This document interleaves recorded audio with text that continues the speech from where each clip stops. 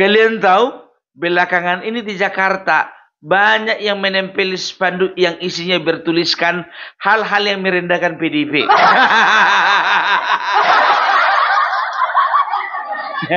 Mau dong nempel satu.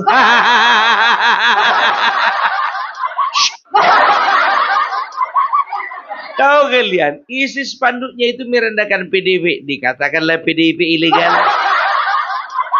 Dikatakanlah Megawati ilegal. Ada lagi yang mengatakan PDIP dan Megawati sama-sama ilegal.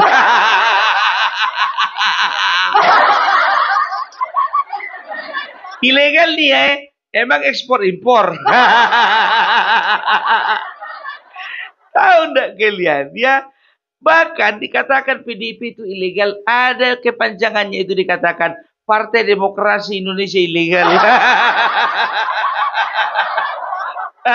Megawati dikatakan ketua umum ilegal karena apa? Memperpanjang sendiri masa kepengurusannya.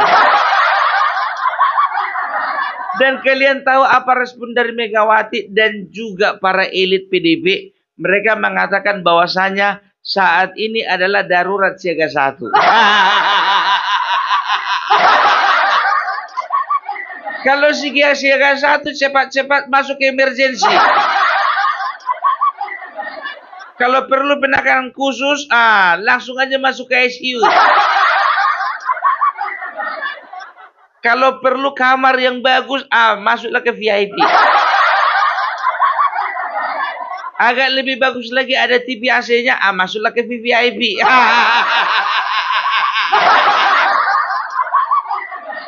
Aduh. Kenapa? Kok ketakutan begitu sih? Kok kalian bilang darurat siaga 1? Emang terus kenapa rupanya tulisan itu?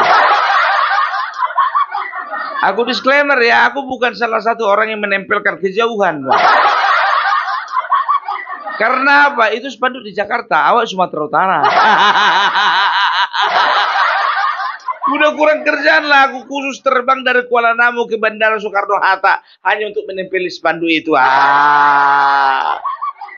Sesentimennya pun perbelak melihat tingkat-tingkat elit PDIP nggak akan segitunya kali lah. Masih mikir kalau untuk keluar ongkos cuma untuk nempel spanduk. Aduh, jujur aja ku bilang ya sama kalian ya. Yang nempel spanduk ini kemungkinan ada dari 3 kelompok ini. Kelompok pertama itu adalah kelompok orang-orang yang memang berasal dari dalam atau orang PDIP sendiri yang tidak suka dengan kepengurusan partai yang lama. Ya, mereka menginginkan kepengurusan yang baru, ketua umum baru, sekjen baru, kalau bisa semua elitnya baru.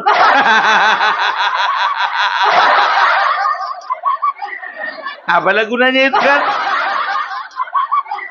Tapi masuk di akal karena apa? Karena mungkin kelompok ini berpendapat bahwasanya ya Megawati dengan sombongnya melakukan perpanjangan kepengurusan dia sebagai ketua umum ya, padahal sebetulnya dia sudah gagal membawa partai ini kepada sebuah kemajuan.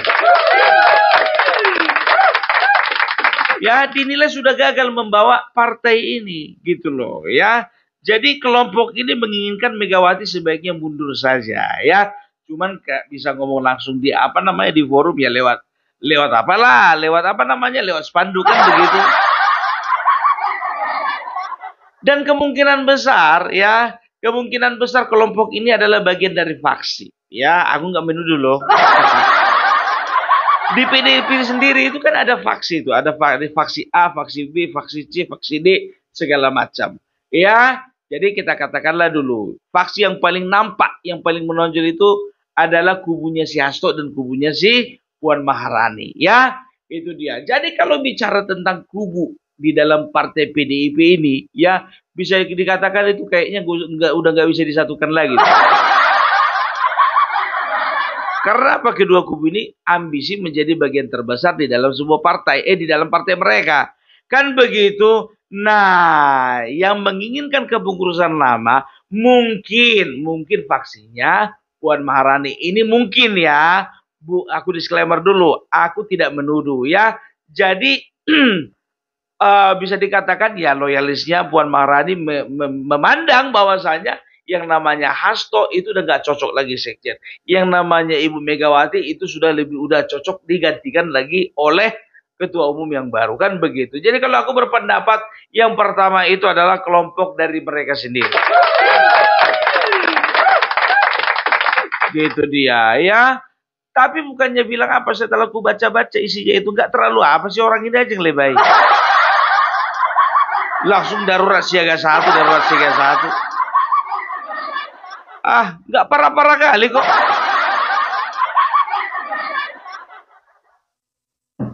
Itu kelompok pertama. Baru kelompok kedua, ya. Kelompok kedua. Kelompok kedua itu bisa saja itu dari faksinya siapa tadi? Siapa namanya si Hasto, ya kan begitu. Karena Hasto menginginkan cepat-cepat jadi ketua umum. Ya, jadi dibuatlah drama seolah-olah ada orang membenci kepengurusan yang lama. Padahal Hasto sendiri pun juga ada di dalam kepengurusan yang lama. Cuman tembakannya kan lihat aja, nggak ada dibilang katanya ganti sekjen, tapi yang ada dikatakan adalah ganti ketua umum. Ya, ini kita nggak bisa pungkiri, mungkin saja nih orang nekat berbuat seperti itu karena apa? Puan Maharani agak lebih mikir untuk berbuat seperti itu karena apa? Ketua umum itu memang mamanya. Ya, jadi kalau pertama tadi alasan pertama kayaknya bisa jadi, alasan kedua ini lebih bisa jadi. Alasan ya kelompok orang yang ketiga. Kelompok orang yang ketiga, ya, kalian masih ingat nggak waktu kemarin pemilihan gubernur, ya? Waktu pemilihan gubernur ada beberapa video, ya, yang menunjukkan bahwa tim pemenangan dari Pramono Anung mencopot semua atribut yang ada gambar PDIP dan Megawati. Karena apa? Ya, jujur saja banyak orang yang suka dengan Pramono Anung tapi tidak suka dengan partainya. Kalau Opung Parbelak pun juga nongkrong misalnya, tinggal domisili dan menjadi warga negara, menjadi warga dari daerah khusus Jakarta, mungkin aku juga akan berbuat demikian. Aku akan pilih Pramono Anung karena memang pribadinya, karena orangnya, bukan karena partainya. Ya, ini terbukti kampanye besar mereka bukan dominasi warna merah, warna oranye. Ya, dan bisa dilihat bahwasanya di dalam kampanye akbar mereka nggak ada foto Megawati dan juga foto PDIP, ya. Jadi ada dua kemungkinan ini. Kenapa mereka tidak pasang foto Megawati dan juga foto Banteng dan juga ada logo PDIP? Yang pertama, mereka mungkin hanya ingin memastikan bahwasanya PDIP jangan ikut-ikutan mendompleng. Walaupun PDIP menjadi sponsor utama dan Megawati menjadi orang yang menunjuk Pramono Anung, tapi mereka nggak sudi itu lebih ditonjolkan daripada perjuangan mereka. Gitu loh, ya. Karena apa? Mereka itu malu, ya, mengusung partai yang nyinyirnya minta ampun. Melakukan hal-hal yang bisa dikatakan tidak pantas gitu loh, ya. Menuding pemerintah, menjelek-jelekkan pemerintah. Waktu itu masih Jokowi. Setelah itu apa? Melakukan tindakan-tindakan blunder, ya, daripada elit-elitnya seperti Hasto Kristianto kemarin itu. Makanya mereka tidak mau ada unsur PDIP, ya, dan juga Megawati yang yang aromanya terlalu menyengat ketika ditampilkan. Iya, perhatikanlah Pramono Anung itu.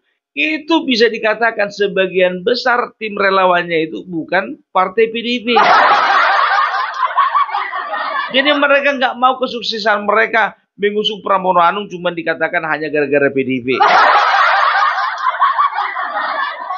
Itu dia. Sedangkan udah dibikin kayak gitu pun masih ada omongan dari siapa namanya Deddy Sitorus yang mengklaim-klaim bahwa saja Jakarta itu adalah PDIP asli.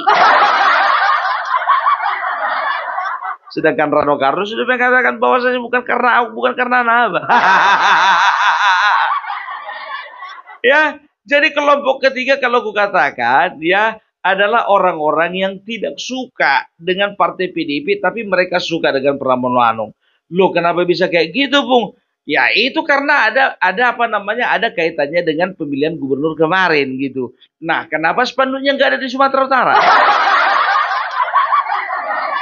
Kenapa nggak ada di Riau? Dan kenapa belum nyampe di kampung kami? Ya, karena bisa dikatakan untuk masalah spanduk ini ya antara dua itu ya, isu bagi mereka isu nasional atau isu lokal.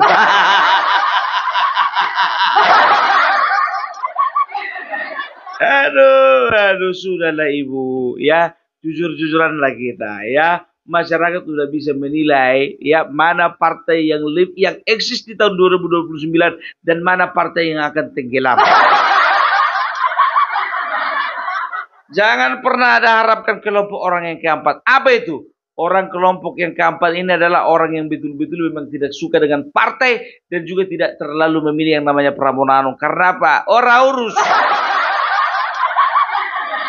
Ya, jadi kalau dituduhkan kepada kepada para pencinta Jokowi, loyalis Jokowi, itu sangat tidak tepat. Karena apa? Nggak ada untungnya bagi mereka.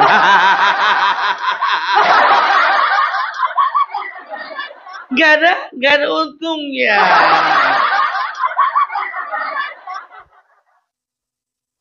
Makanya bukannya bilang apa, memang kongres mereka tahun 2025, ya kalau kuperhatikan ini bakalan panas ini. Ya, bakalan panas, bakalan banyak ini akan kita lihat, kita tonton trik dan intrik yang akan mereka tunjukkan.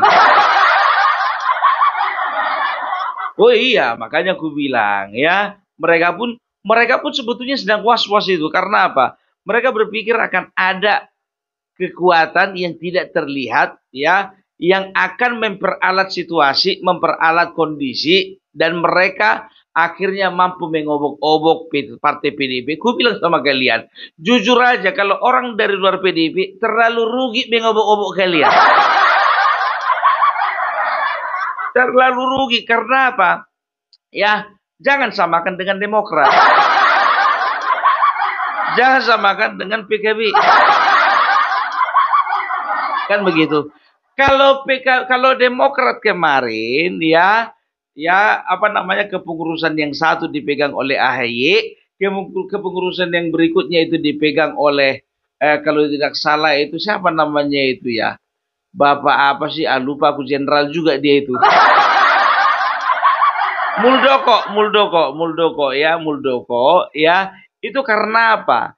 Karena ada masa depan yang diharapkan dari sebuah partai Demokrat. Karena Muldoko melihat bahwasanya kalau Demokrat di tanganku, ini Demokrat bakalan besar, kan begitu. Tapi kalau PDIP katanya, aduh jujur aja lah, agak mikir juga orang sana. Ya, itu dia. Jadi sekarang begini, jangan lagi dituduh-tuduh lagi. Ya, ini nggak bilang apa, Bapak Jokowi lagi tenang. Kemarin dia itu ya baru baru kunjungan ke suatu tempat di mana petani ya, dia itu menunjukkan bagaimana kepedulian mereka, ya silaturahmi saja, dan juga melakukan pendekatan ke masyarakat, kan begitu. Dan ini biar tahu enggak kalian, ini pun juga digoreng sama sebelah. Karena apa? Mereka mengatakan, untuk apa lakukan kunjungan kayak gitu, emang masih presiden. Secara konstitusi, secara undang-undang, dan juga secara aturan, memang beliau bukan lagi presiden kami. Tapi beliau masih melekat di hati 80% masyarakat Indonesia. Kita tes dulu ke tempat dia berkunjung, ya. Bapak Joko Widodo kan sudah berkunjung. Selang sebulan ini coba Megawati ke sana dulu. Ada nggak sehangat itu sambutannya masyarakat ke Megawati?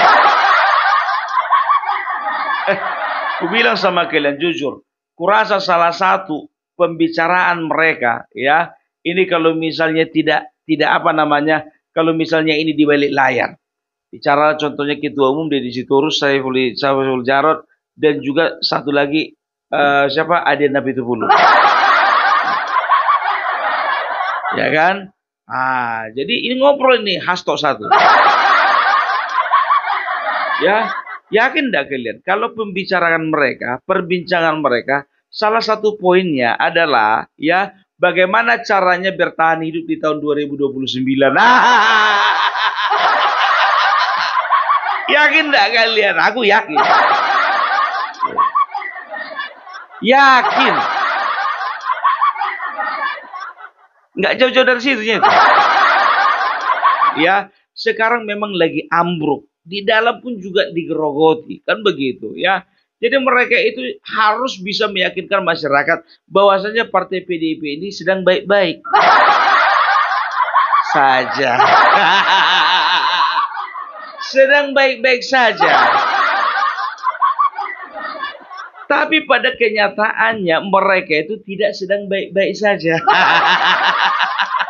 Sekarang begini, kalau memang di dalamnya itu mereka sedang baik-baik saja, kenapa harus terlalu overrespon terhadap yang namanya spanduk-spanduk yang ada di Jakarta? Itu dia. Sekarang begini ya, kalau kita bandingkan dengan Bapak Jokowi. Bapak Jokowi dituding dia punya ijazah palsu. Apa yang dia lakukan? Tenang aja. Karena apa bagi dia itu nggak penting ditanggapi. Pantas saja biar tahu kalian, banyak kader orang ini gungsi. Rupanya di dalam udah siaga satu.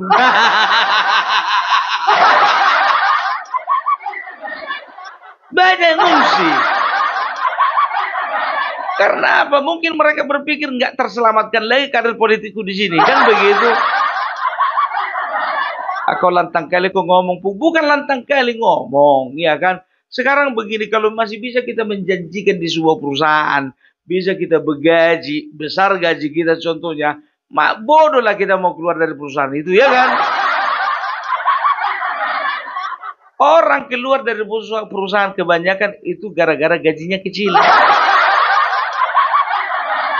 Itu dia, ya nggak ada harapan, nggak ada yang bisa ditabung. Suram masa depanku di perusahaan ini, kan begitu. Makanya pindah dia cari perusahaan yang baru. Gitu dia. Ya, jadi ini koreksi aja untuk PDIP. Jangan terlalu overthinking, terlalu overrespon. Ya, tanggapi itu semuanya dengan tenang, kan begitu.